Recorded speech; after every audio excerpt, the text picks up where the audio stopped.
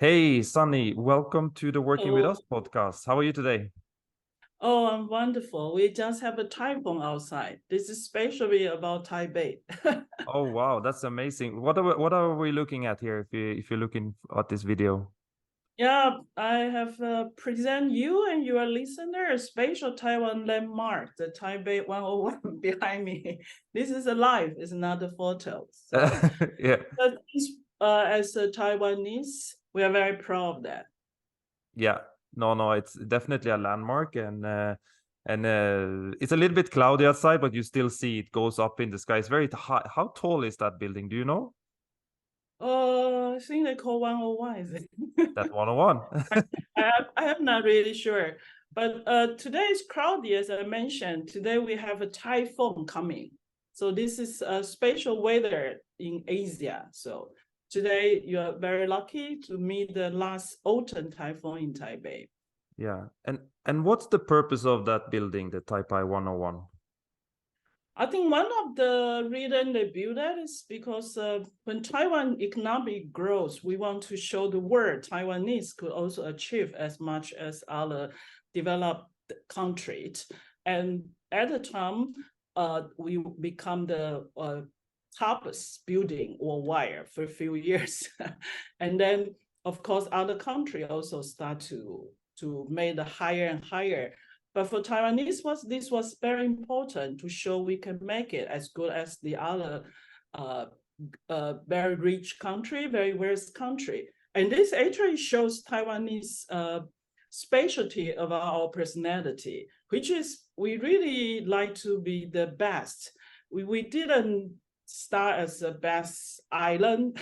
After Second World War, this island isn't a rich. We have a very hard time, but over these years, 40 years, 50 years, 6 years, since 1949 until today, Taipei has become one of the best and even expensive city in the world, where compared to the Tokyo, Hong Kong is already amazing.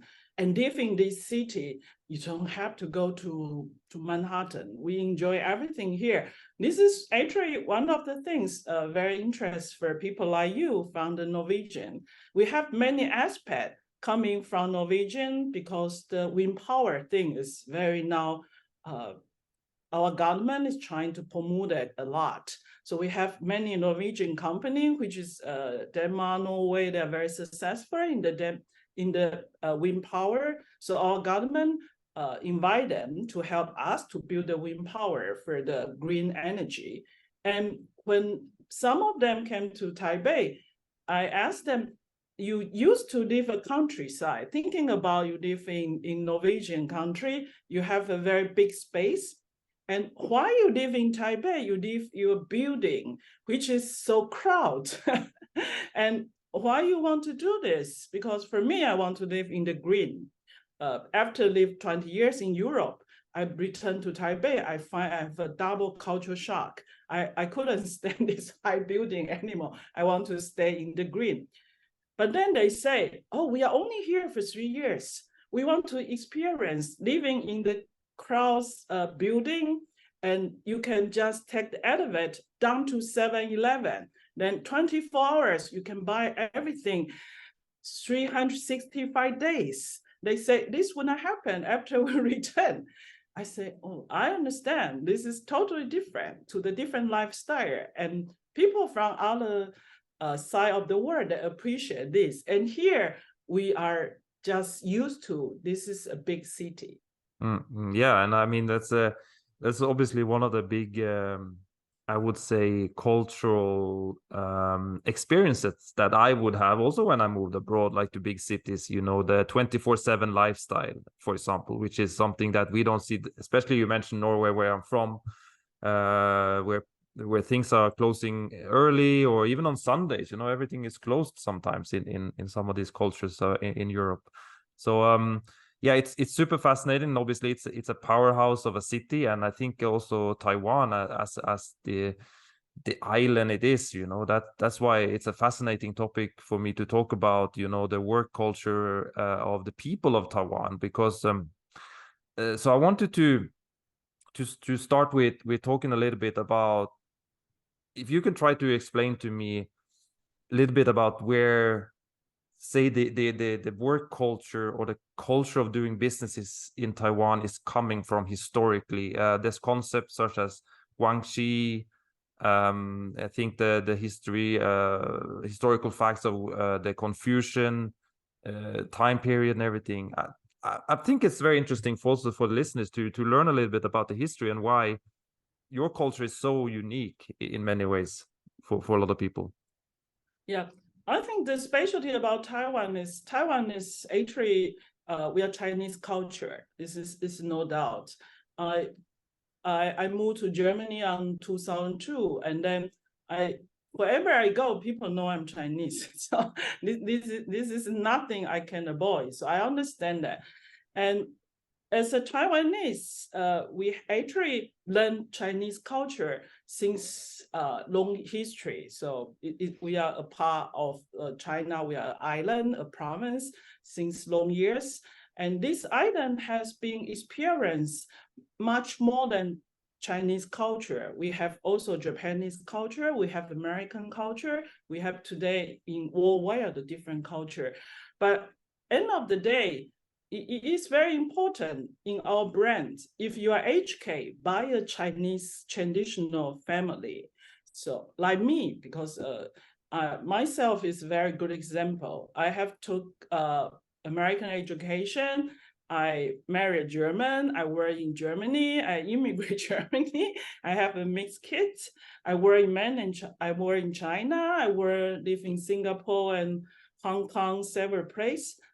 But I recognized when I was living together, where I worked together with European culture people, American culture people, then I recognized how Chinese I am. Because in my brain, I was educated by my parents. So they have told me all the things about Chinese culture. So for example, respect to the elders. So this is one of the best Chinese important things. So this come together with hierarchy, as you know as well. And then hierarchy together, they build up the relationship, Guanxi, you just mentioned. These are all together connected together. So we start with, because this hierarchy system in Asia is actually most of the country have the same, but it's come from Confucian, which is Confucius. This rule is trying to teach us how important to respect older, and this is very important. Most of the culture conflict is actually starting from here. So for example, some people, they go with a business meeting. You say, okay, now I have 5 people in front of me, Chinese, they come in, and how do you start to greeting? So you will start to greeting with who? Okay, good question. So if I say, I now give you this question, I say, it's hierarchy for elder. Then you say, okay, then maybe I always respect the oldest person, but it isn't correct because it's not just the age, it's also age precision and how these people is playing the game at a time. So it's necessary when you're doing business with Chinese people, you need to really pay attention to get to know who's the decision maker. And this person, of course, in general, could be an older and senior person, but not necessary. But if you address the wrong person, I think this whole meeting you can forget it. The key person may just say nothing, and then you will waste the time. So this is hierarchy respect. And the other hand, you think to make business Chinese people say, how come everybody say Guanxi? Does Guanxi means I always have to pay? I always have to maybe do a little bit something under the table, or I have to really know somebody and somebody. All of the above things, I would say, is all true, but not all but not all true. So in principle, it really depends on. But one thing we can say, Guanxi in Chinese culture is very important for us, is so-called connection. Yeah. Connection is we are connected together. So today, like Paul, we know each other. If next day you say, "Oh, Paul, Paul, you asked me, say, oh, my friend is coming to Taiwan to looking for a job. Can you help him or her to look and do something else?" Normally, I would charge this person. But if you ask me, I would say, okay, I won't say I would charge this person. I would say, okay, because of Paul, I give the first time for free. And this is Guanxi. And then because this person, when they came to Taiwan, they need to put someone in contact. You need, people ask you, who's your contact person? Then this person know only me. So then he will ask me, can I put your name there? Normally, someone who even pay me for consultant, I may not say yes.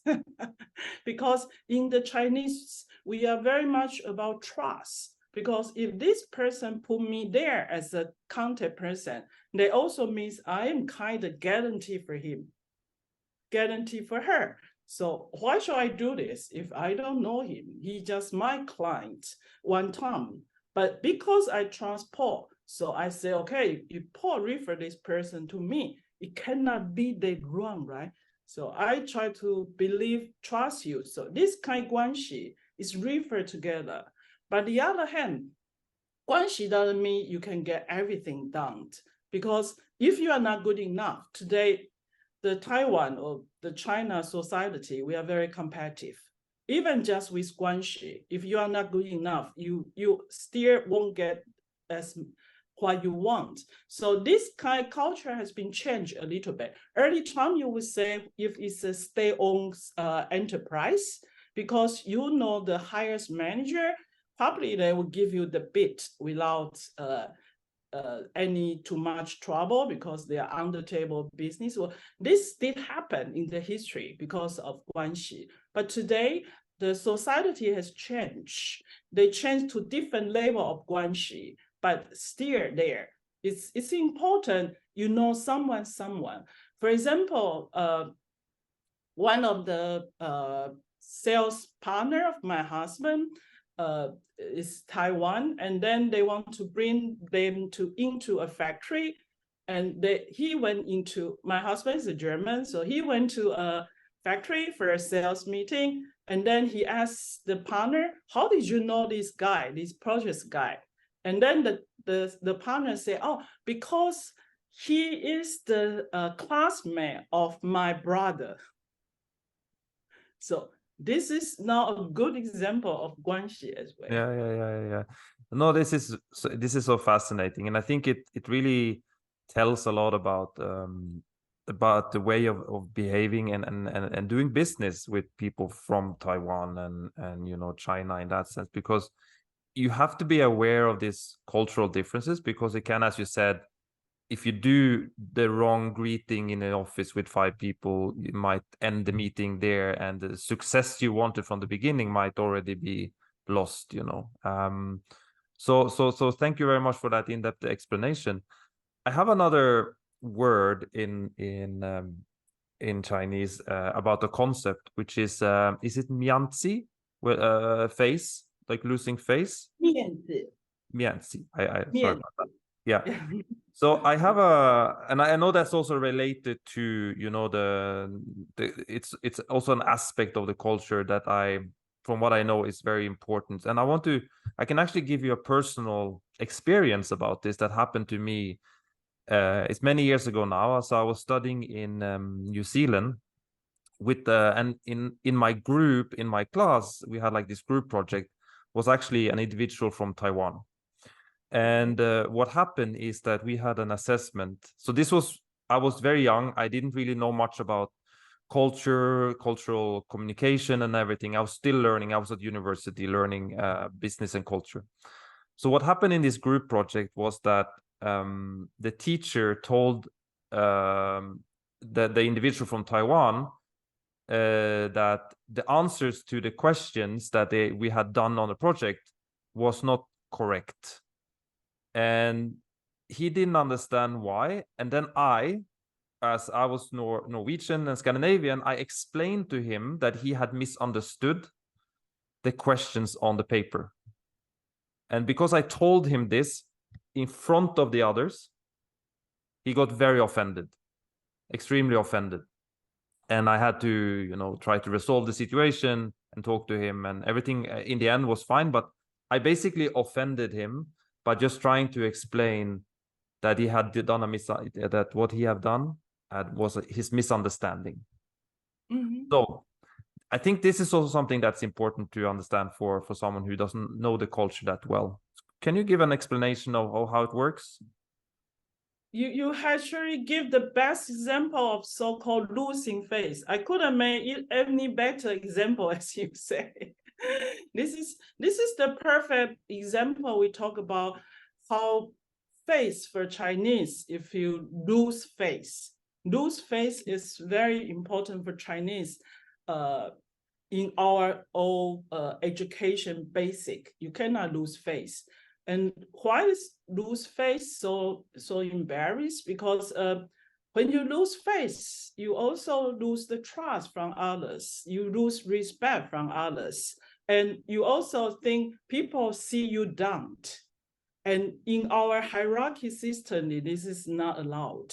So this is one of the point later we can maybe talk about. It's just that I found out the weakness of our culture, because we are afraid of losing face.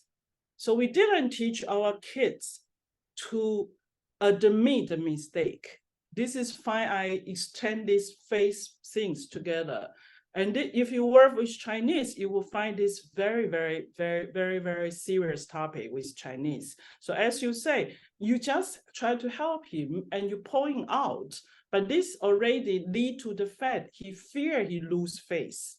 So he lose face, but he cannot admit the mistake. Otherwise, he fear nobody will respect him. So he cannot live like this. So he have to show he's stronger than you. So by not saying he is wrong, you are right, he just turned around and thinking this would be a weight.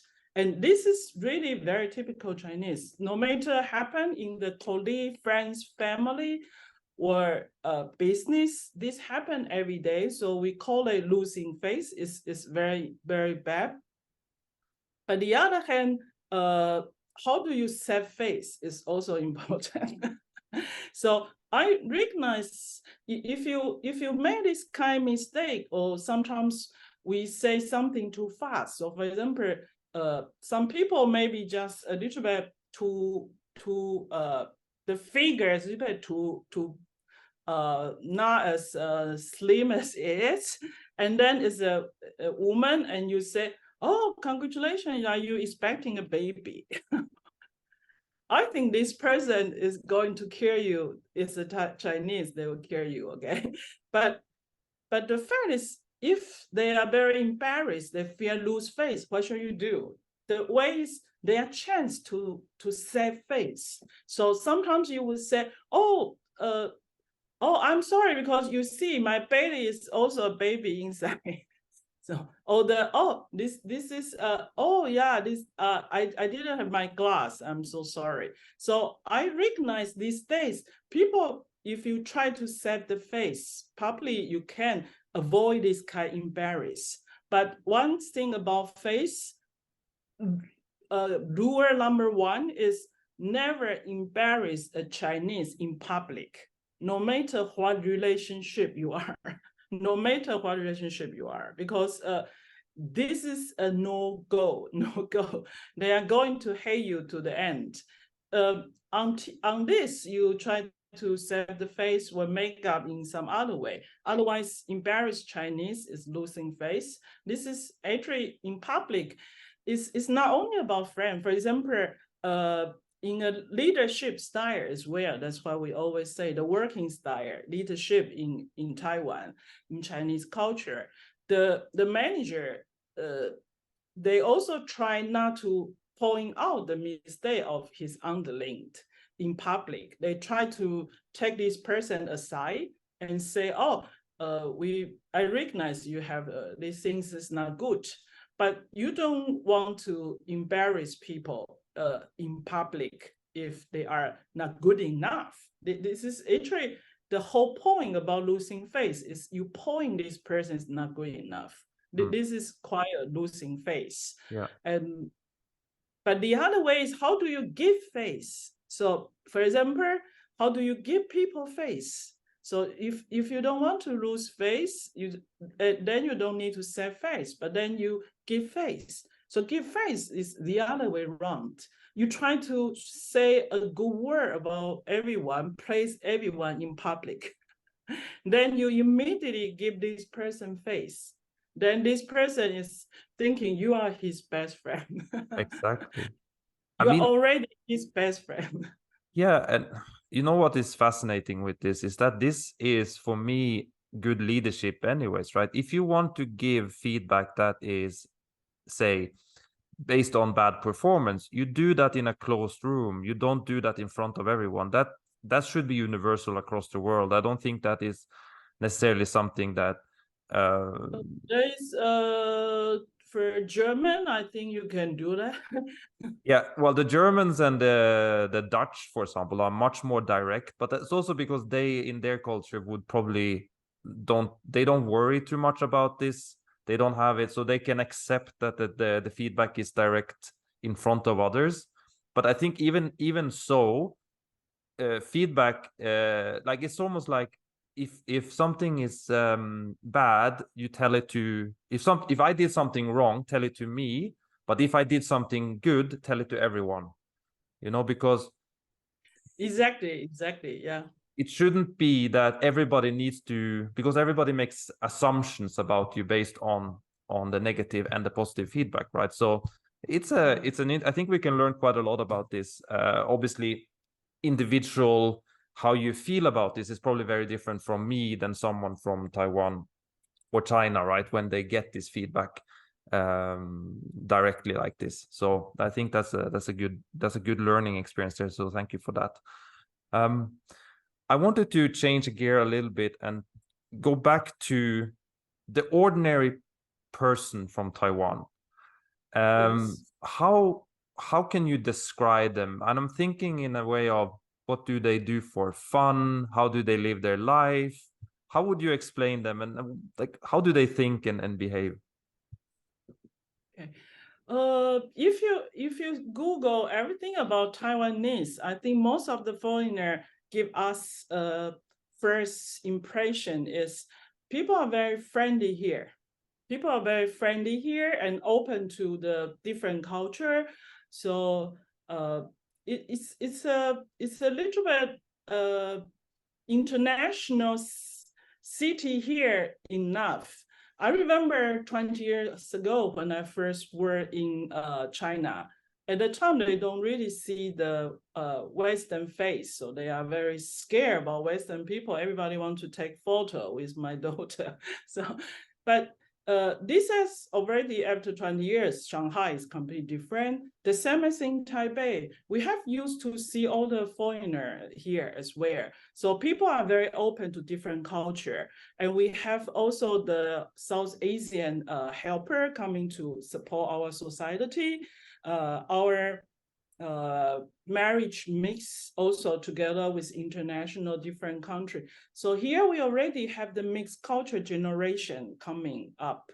And principle, this culture in Taiwan in general, especially Taipei, is quite international, meaning I have to say, if we're talking about working culture, we are still this very Asian style. People work long hours. People is very much devoted to the work. But the other hand, the young generation, they are very much focused on the life work balance issue. Compared to 10 years ago, I haven't saw about, because I returned to Taiwan less than 10 years, I haven't saw about people can be so much developed today. So people love biking, love walking, all the leisure activities. But considering why, I have to say it's because Taiwan in general is a very wealthy and rich place. Yep. People are quite rich with a lot of money on hand. So they could day their life really enjoy. This is very much different to many countries to date. But if just to get more into the sort of the personalities of someone from there, if in my culture, for example, or the Scandinavian culture, we often make friends at work. You know, that's very common. And I was thinking if someone would go to Taiwan to work, maybe as an expat, or someone from Taiwan is maybe doing an expat overseas mission outside, how easy it is to make friends if you're not from Taiwan with other people? And how do the Taiwanese work together? Do they make friends at work, or do they have a social life outside of work? Taiwanese people, actually, as I mentioned, we are working too much. So you have such culture in the whole East Asia country has one thing in common. It's workaholic, so long working hours. So you are right. You may a lot of people in your life every day because from your work environment. And then the second part is you have extend from your family connection. So all from the work connection today, you will be very impressed. Is Taiwan company has actually a perfect system to help you. We have a family day, we have a gym, and some even have a kindergarten, daycare center, and they do a lot of join group. So the coffee club, you meet for coffee, for cocktail. So people could divide the job themselves. They also try to help employees life balance. And then you make friends. So for example, one of people working in TSMC, one of my friend's husband, he learned how to make coffee. And he then invite us to test all his collection of coffee. And of course, this is connection from the job, but then extend. And then you have, of course, join so-called many companies also like European style. They go for hiking together. They want to buy around Taiwan, so they have a biking team. So the company themselves, Giant is our Taiwan factory. We are famous in bike. So people have a bike team from their company. So they meet weekend. So already all day they see each other. Weekend they meet again. So most of the people is either from the job or from the family. And family things is again from our Confucius culture. Family is one of the highest regard in our mind. So family is higher than company, but there are exceptions. Yeah. This is also Taiwan special. I often talk to expats about when they assign to Taiwan to become a manager and they have to manage Taiwanese. I told them one specialty they have to remember is when they came to Taiwan, most of the expats, they came with family, 99%, right? You would agree, yeah. Same as me, by the way, we came to Taiwan, we first checked there's a German school in Taipei. So we want to continue with the education. And then the point is they would not believe the Taiwanese professions, they could leave family behind. So for already since 10, 20 years, since Taiwanese company invest in China, we have the case, professional father relocate himself to China, but because of the education or the wife has her own job or things, So the father is the one working alone in China. And I call that left family behind. And I have to admit, not many other people can do this, but Taiwanese could. And what they do this, because the end of the day, they want to make much more money for the family to enjoy better life. And for that, they sacrifice themselves. And they have a good job, and then they take care of the family as well. They come back each quarter for 1 week, something like this, and they try to also bring the kids to China or here and there. But this is something I found for Western people, they would not believe this exists, but still today it exists. That's interesting. I did not know about that either. So that's some news for me as well. That's super interesting. Is there also a way of thinking about this? Obviously, you have a good knowledge of the German work culture, and it's just occurred to me when we talk about the difference between business and social life. Is there do Taiwanese discuss work outside of work, or does that stay within work? And how does it work in Taiwan? You are actually just in the point. Taiwanese is very difficult to separate profession and private life. You would never happen. It's always together. So if you want to keep your privacy in front of Taiwanese people, you need to really very insist. Yep. Otherwise, I always in my Intercultural 101 Taiwan, I say, if they ask you, are you married, please don't get married. Please don't get angry because you don't have to marry because they ask you, and you don't have to get angry because it doesn't mean they really want to know, are you married or not? It doesn't matter to them. But for them, it's kind of the feeling, if you share this kind of closer relationship, Guanxi again, means you are giving trust.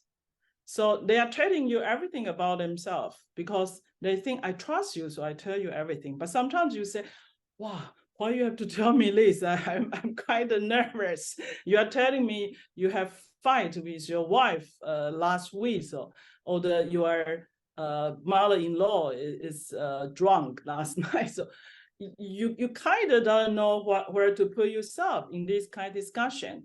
But this is actually a very specialty about Taiwanese. And in general, I would say you can even say it's a Chinese culture. Can I ask you, because this is interesting, would you say that this only happens when the connection is strong enough? Because I just from learning about cultures, one of the things that you learn if you do, say, cross-cultural learning from an American perspective, they would say that, oh, if you're working from someone from a nation and culture such as China, for example, don't ask them about the personal things early in the relationship, because it's a very sensitive topic to talk about their private life unless they know you really well. Is that correct? It's generally correct as well in Taiwan. Generally correct. For example, we are actually a very modern society today. So there are many much more independent women, for example. So if you talk about this kind of sensitive family topic, for them, it's kind of offense, right? So of course you need to know more. But on the other hand, if you already show this person is a family man, and he maybe not even wear the ring, because old culture Chinese not necessary with ring, but he already showing his kid's photo or talking about something. They are ready to share, and you should bring that together. And then they fear, or you care, and you are close. So if they are talking about, oh, yesterday so for example, if you went into, you always say, what do you do last weekend?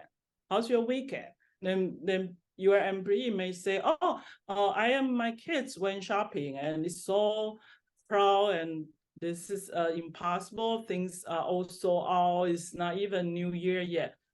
something like that, that means they are ready to share with you. Then you of course feel the same, but that doesn't mean you have to share.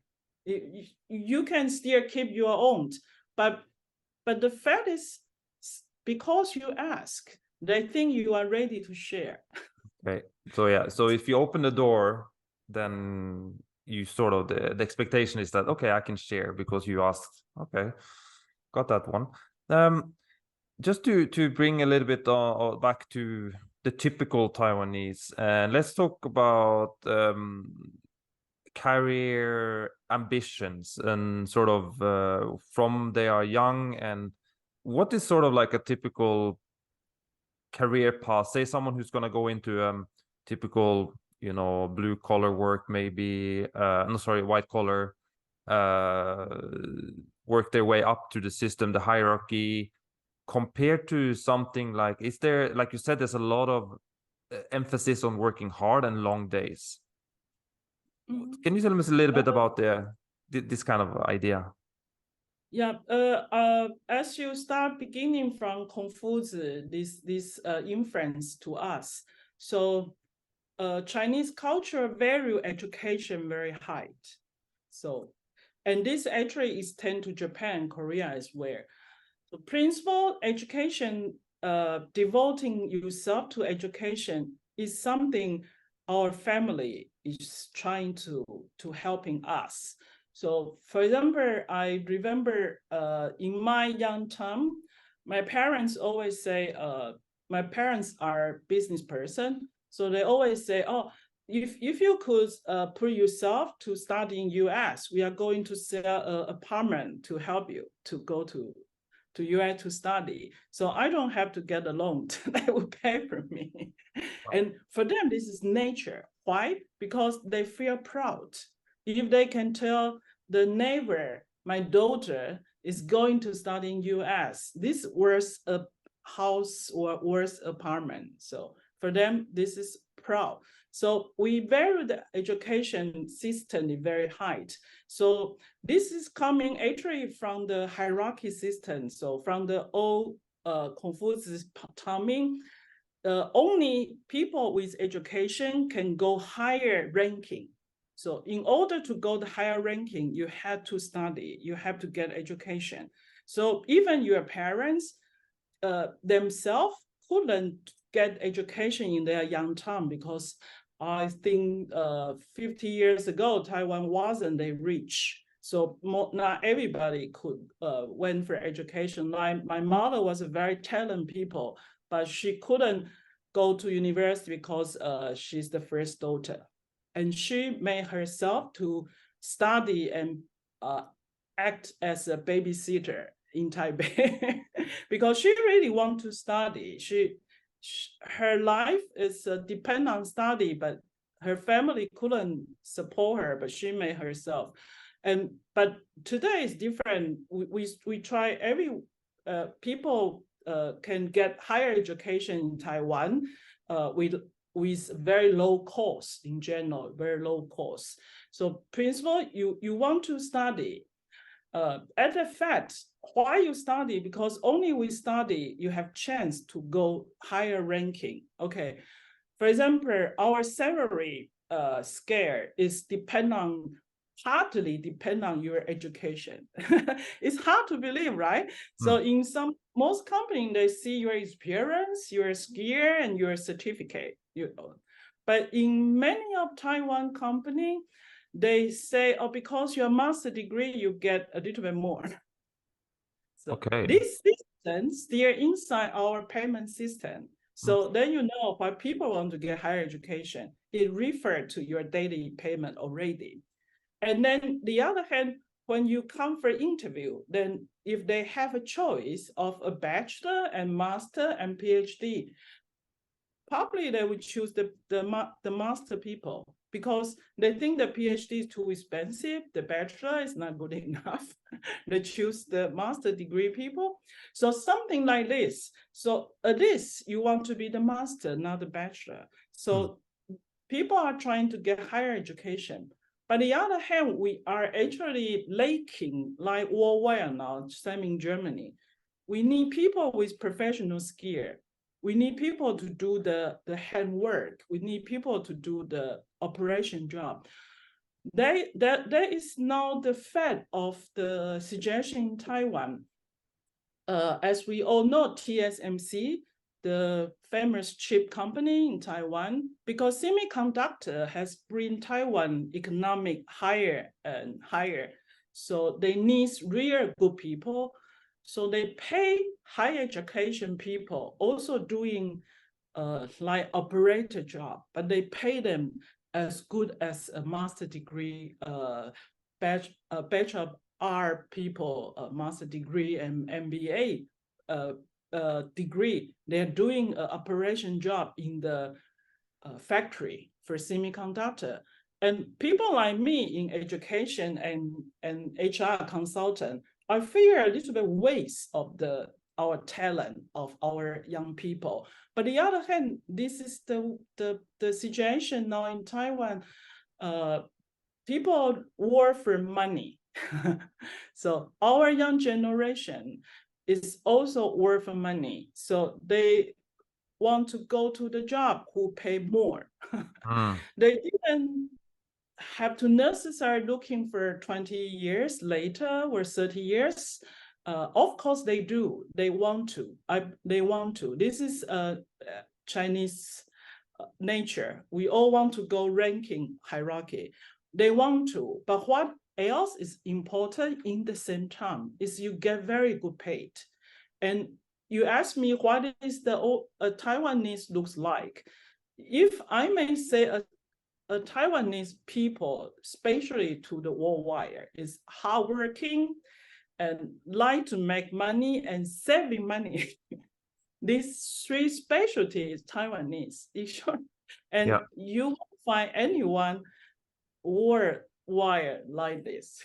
Yeah. Besides Taiwanese. Is there a discussion in Taiwan among the maybe the HR community or maybe even the younger generation about work-life balance and flexibility, as we have in Europe, for example? There's a lot of work, like there even service being done that if you can choose between higher salary or a 4-day work week, for example. Most people say I would like a 4-day work week, not a higher salary. Is there a discussion about this in Taiwan as well? Oh yes, very much. Very much, because of course every day with the internet you receive all kind of information. Then people was talking about American is so much about the life balance. So now the point is we have a group of young people. They have actually they don't have to worry that much about money. I think the difference back to our culture. So like in Europe, especially Germany, Dutch, people leave home at 18. You have to leave home, right? Your parents keep you up. So you have to start to look for your apartment and the things. But this is not in Taiwan society. It's quite common you live with your parents or in one of your parents' or family's property. So you don't have to pay for the rent. So when you don't need to spend that much, and our income tax are pretty lower than Europe, than American, our tax. And then at the same time, our living costs are much lower here. So they could pick up a job, give them a life balance, which is possible. And there are a group of young people, they really work for this. And then the other group of people is they work hard in Monday to Friday, and then they try to have their life balance with family together, and then try to use the weekend. But Monday to Friday, they are not at home for dinner. But Saturday and Sunday, they try to have life balance. And then they take holiday. They have up to 30 days. If you were already more than 15, 20 years with a company, you get 30 years in Taiwan for annual leave as well. So then you go for a trip to Japan. You just take 2 hours. You are in Tokyo already. You take family for a weekend holiday. You go to Korea for a barbecue, like when I work in Hong Kong, I went with my daughter for a weekend in Hong Kong, and then she returned, I continue working. So this is how we try to put the life balance together. And this is one way. The other way is when you are getting certain label of in job, you have enough position, then you say, oh, I really want to have my life balance. So I change my workplace to be remote, especially after COVID, this is possible. So people start to also think about where I am, what do I want? So in a more senior term, then you want to say, okay, maybe I don't have to, we call that, I don't want to sell my liver. Because you are so hard working, your liver is dying. So I don't sell my liver to the company. So probably I change another job or I early retire. So I recognize in Taiwan, we have a much more higher early retire percentage than 10 years ago. So people are early retire. Why? Because when you have certain investment, you save some money, then you can do investment, because it is possible to do the investment as a life here as well. Then you try to live life balance out from your saving. As I say again, hard working, making money, and saving money. So these 3 points is bring our life balance together. But I think this life balance is actually in Taipei, this big city, was Hsinchu, the well-received salary payment city in Taiwan, is actually one of the trends. I'm very impressed how much activity we have every year, this biking tour, this camping. I was so surprised people went camping. But in fact, you have to understand their camping are different to our German style. Yeah. They went to 5-star camping. So the camping area is 5-star. They have camping car there, but inside is 5-star, and they have a lot of 5-star food there. And but it's important you go out of the house. This is a different type of life balance, but people are in trying to live life balance. This is the trend in Taiwan, I can say so. No, that's interesting. And I think the luxury camping, it's called glamping, I think, which is glamorous camping. We have it in Europe as well. There's like this very 5-star camping, and it's a little bit ridiculous for me being Norwegian. I go camping and I sleep on the ground. But I mean, I understand it's nice, it's comfortable, and at least you're outside, right? You're in nature. So that's the most important thing. Can we, so I'm actually curious about one thing, and because obviously, as you mentioned earlier, you are training a lot of foreign managers that is going to come into Taiwan, or maybe they are managing from remotely a team of an office in Taiwan or something, like a team of people from Taiwan. What's the one thing advice you would give someone who is not from that culture in terms of setting up a productive, motivated work culture? Is there something that you can say is more important than others? Like when I'm talking about motivation, I'm talking about the thing we just mentioned, work-life balance, salary, and all that things. Any specific advice you can give for someone in that situation? I find it very important is respect. It is respect. Because these days, most of the expat people has been traveling many countries. So these 3 years or 5 years experience, many people came to Taiwan before they have been in China, or they have been in Japan or different Asia country. So they always come to Taiwan and think, oh, Taiwan is just one of the Asia country. And this is actually not true. This is not true.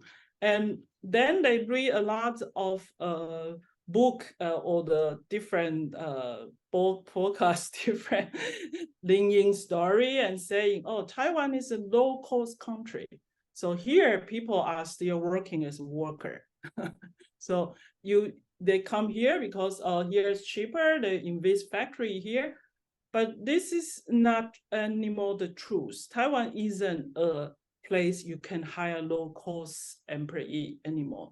So you have to believe people here are hardworking and you give respect to them and believe they are someone who want to achieve more. They are not just one of the Asian. So I think starting from there is a very important point. So Taiwanese is Chinese, but we are also unique and people want to be respected as well. So you don't prejudge. They are Asia are all like this, Chinese are all like this. With this prejudge, it's really would lead you to the end. Yeah. Because we are just different. You have to see the different and respect, meaning when you are trying to listen and you are trying to watch the cultural difference, you're trying to be careful, you're trying to learn, and you make friends with local people, and you try to understand how come. Because there are more and more aspects coming, they taking the class, they say, oh, you don't have to tell me this, I know this already, I have been experienced. I do agree they know a lot and many things are in common, but sometimes things are in the detail, right? Yeah. The detail are the things we show the respect, and then you have to think the people is worth to understand. You got to know them.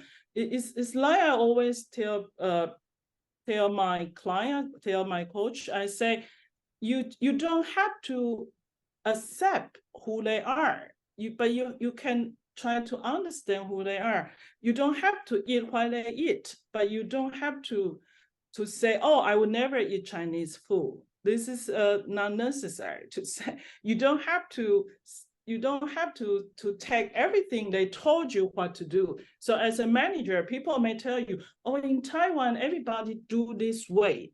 I think people hate to listen to this.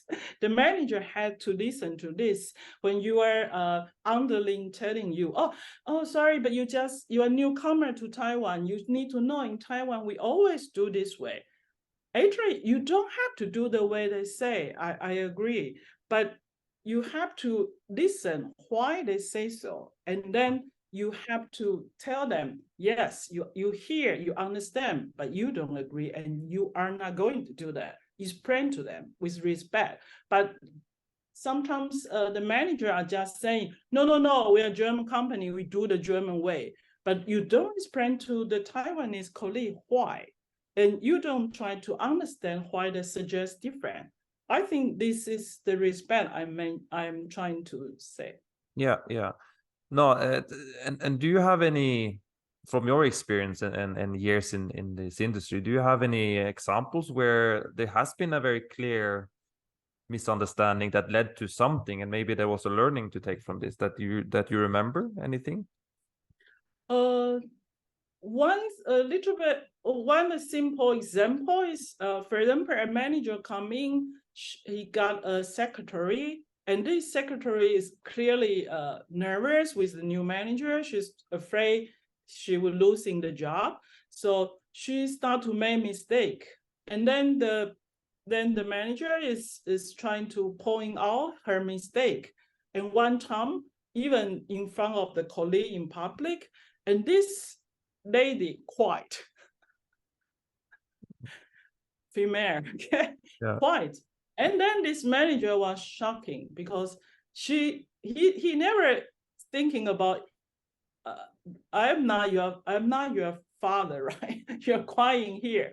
What are you doing here with me? So he got very angry. He think this lady is just out of control. But I think this is actually a big mistake for each other. So principal, this lady was fear losing face again. If you point out that, and in order to show she isn't losing face that much, she tried to quit to become a veteran, so people would feel pity for her. Beside the manager, other colleagues would say, wow, what a bad manager. They would feel pity for her. So she used this traditional way to make herself in the situation not become a serious victim, and then she feel better. But then the manager was losing face in front of other colleagues as well, because then everybody is looking at him thinking, wow, this is such a bad guy. How can he make her quiet? And yeah, she tried hard already. Why can you not give her a chance? So I think this manager at the time, he feel very confused. So he asked me, how can he save the girl's face? Exactly. So Yeah. yeah, he has to now save the face because he cannot immediately fire her. Of course he could, but then who else is going to work for you? Everybody Exactly. think, yeah, You lost face. next time it's me to be fired, right? Then I should find the next job. Yeah. No, it's a very good example. And obviously some of the things that if you're from a very strong culture, say an American, that has like a very so direct way of managing and communicating, and yeah, you have to take this into account, right? Otherwise you will basically break a relationship that you don't want to break just because you misunderstood something. So yeah, we're getting close to the hour here, and I wanted to end it with a couple of questions. And the first one is, if you could now try to tell the world why should someone work with either a company from Taiwan or a person from Taiwan? What's sort of the strengths that you have there in Taiwan that other cultures and companies around the world can utilize? Yeah, I think the Taiwan situation now is getting attention in the media every day. So it's quite clear our profession here has experienced a lot of spatial technology development. So we are in different aspects. So this aspect is actually quite experienced in advanced technology. So for the foreign company working with Taiwanese people, you get the people with good technical background, technical experience, which is high end. And compared to the salary to the worldwide, Taiwan salary, because our income tax is lower, so it's still much not as high as you hire the same person in Germany or in US. This is of course one of the advantage.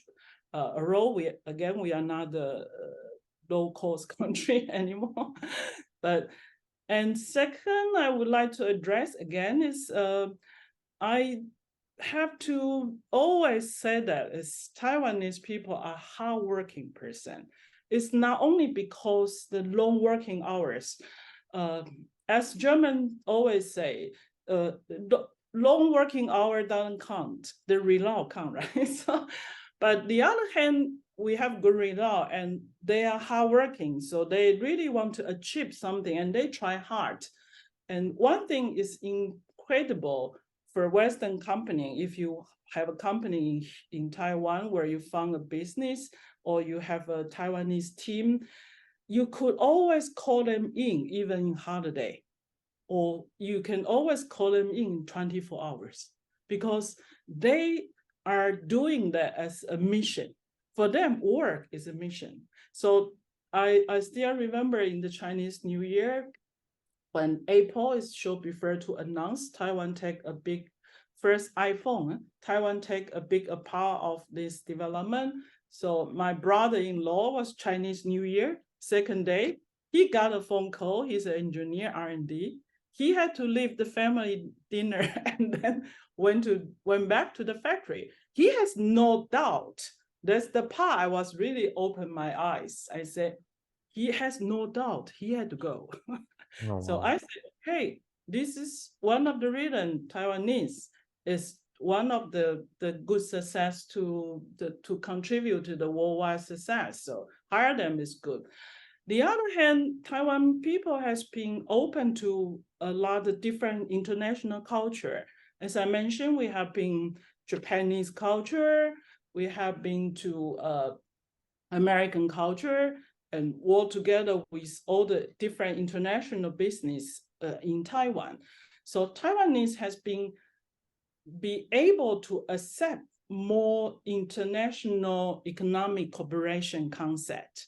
So they have nothing against to work for foreign company. So it's different to few of the Asian country. They have this problem. Is they try the good person work for their national their state-owned enterprise. They don't want to work for foreign company. So for example, Korea is one of the good example. But Taiwanese is open to work for different industry, different country, and their mindset has also opened to many different culture. So there have been a lot of high percentage of our young generation that have been studying US or European because beside maybe take advanced education, they also go for a summer camp. They also go for 1 year exchange. This is so common today now in our education system. So they have been work together with foreigner in different way. So they could work with international team. I think this is one of the advances with Taiwanese. And of course, I think people here are very kind, and these people are really respect to the manager.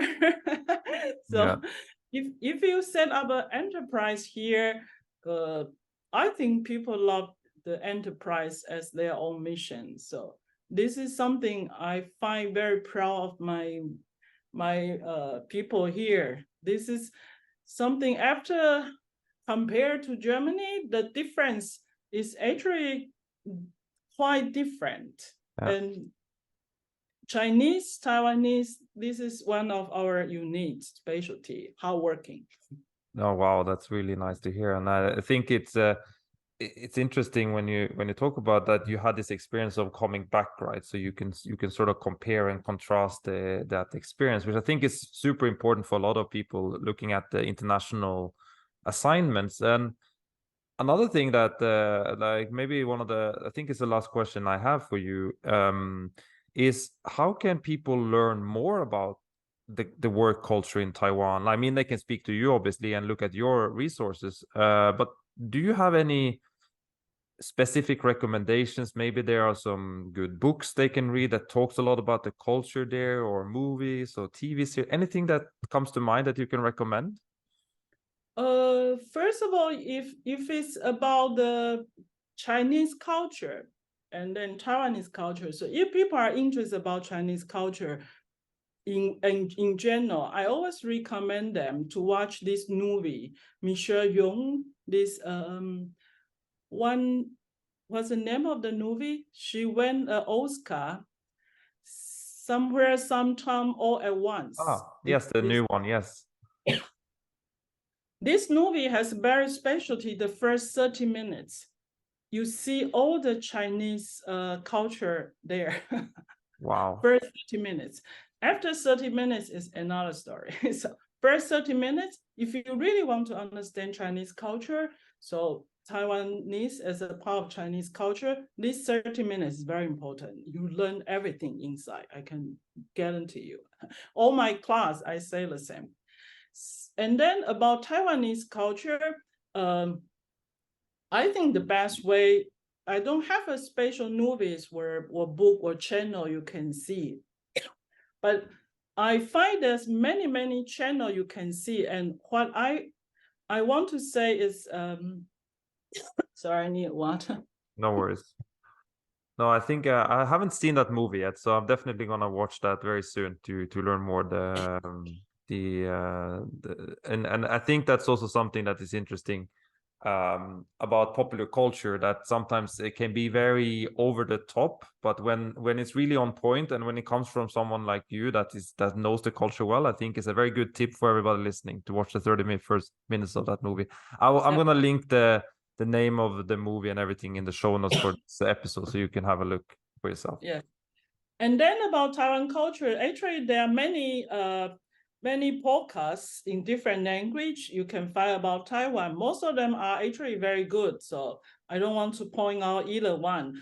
But one thing I want to say is everything you want to find about Taiwan, please don't only listen to one opinion. This is my point. There are many different kind of opinion, and you have to get a little bit broader built. Because if you only focus on CNN, or you only focus on this Focus Taiwan, as just example, I think the view is maybe not independent enough. So everything about Taiwan, it takes some time to judge, and everything depends on your own Western. Yeah. So you have to tell that, but collect a lot of information and come here to judge yourself. And when you are here, make friends with Taiwan people, go into their life.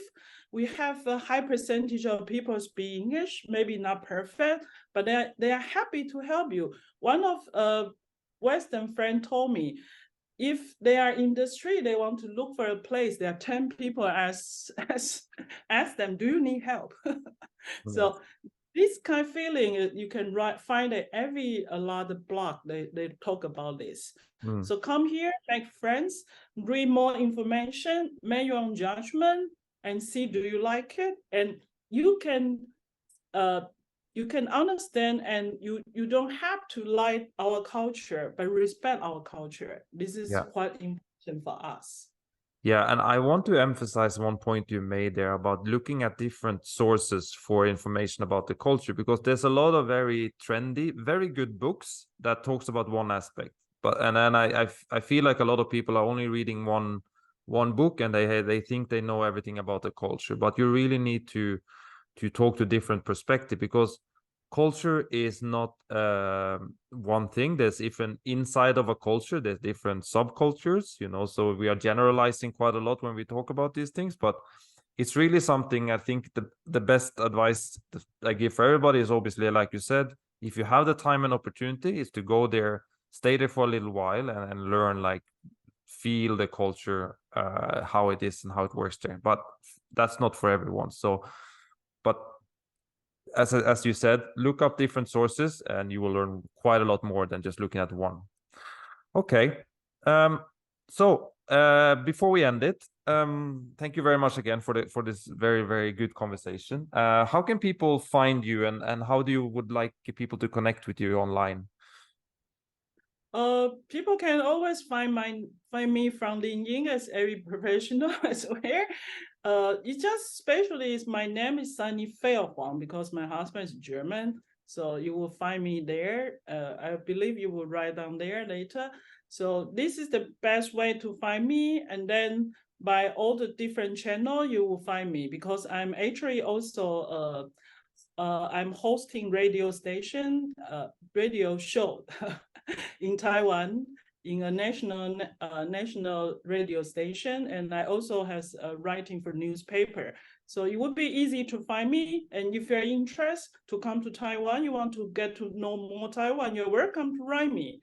We probably may for a coffee and look at the 101 together. Yeah. And now you can see it, and the cloud is still there, but it's a little bit more clear now outside, so you can see more of the tower. So it's amazing. Yeah. Okay. Well, thank you very, very much. Anything you want to add at the end? Anything you thought about that you haven't had the time to say? I believe you have covered a lot of topic. I enjoyed the talking as well today. And I was just like to address that me as an intercultural people, I experience European culture, American culture, Taiwan culture. And one of the things after I returned to Taiwan is I never figure out this country is the colorful and the beautiful, and my people are the special. Because when I was young, I want to live in US. This is the dream in my age. People all want to live in US. But the other day, today we have so many people move back from US to Taiwan. Why? Because this island is really a blessed place. It has developed so much specialty the worldwide, and I would not believe 10 years ago, we are now in the newspaper every day in worldwide media. So how important our society is to influence the world. So I welcome everyone to come to Taiwan. And for the entrepreneur, I think Taiwan is a good place for you to consider as well. Perfect. I completely agree, and I think it's a good way to end this. So thank you very much. Enjoy your evening. I see it's getting dark outside at your place there. Exactly. So thank you very much, and hope to talk to you soon. Yep, we're looking forward to the show. Thank you very much, Sunny. Have a good day.